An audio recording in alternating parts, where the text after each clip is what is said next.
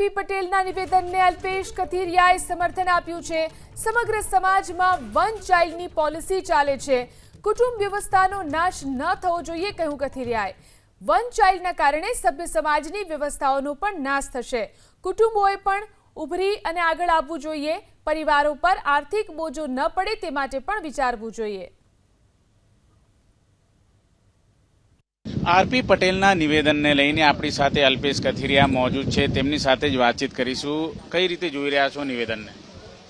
કચ્છના નખત્રાણાના એક કાર્યક્રમમાં નિવેદન સામે આવ્યું છે કે પાટીદાર સમાજમાં વન ચાઇલ્ડ ને નો ચાઇલ્ડની જે પોલિસી ચાલી રહી છે, આજના યુવાનો લગ્નેતર સંબંધ પછી જે મ્યુચ્યુઅલ કન્સેન્ટ કરતા હોય છે, પરંતુ આ સમગ્ર સમાજ ઉપરનો વિષય છે। હિન્દુ સમાજમાં જે અત્યારે વન ચાઇલ્ડ નો ચાઇલ્ડની પોલિસી ચાલી રહી છે, આનાથી આગળ વધવું જોઈએ।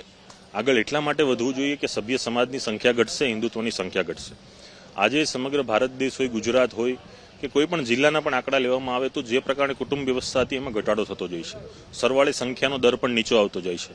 તો એમનું જે નિવેદન છે એ સાર્થક છે। આ બાબતે દરેક સમાજે પણ વિચાર મંથન કરવું જોઈએ। ભવિષ્યમાં 30, 40, 50 વર્ષની પરિસ્થિતિનું જે નિર્માણ થવાનું અત્યારથી લાગી રહ્યું હોય તો એ નિર્માણ ન થાય માટેના જે પ્રયાસો થવા જોઈએ, પ્રયાસો સભ્ય સમાજે કરવા જોઈએ। એવું પણ કહ્યું છે કે મામા માસા ભાડે મળશે, કઈ રીતે આ જે છે સમગ્ર પરિસ્થિતિ ઉદ્ભવી?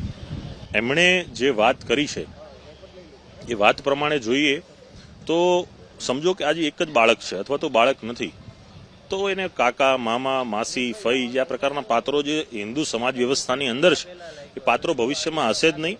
તો સ્વાભાવિક છે કે જેમણે સૂચક વાત કરી છે ભાડા બાબતની એ પણ ભવિષ્યમાં બની શકે।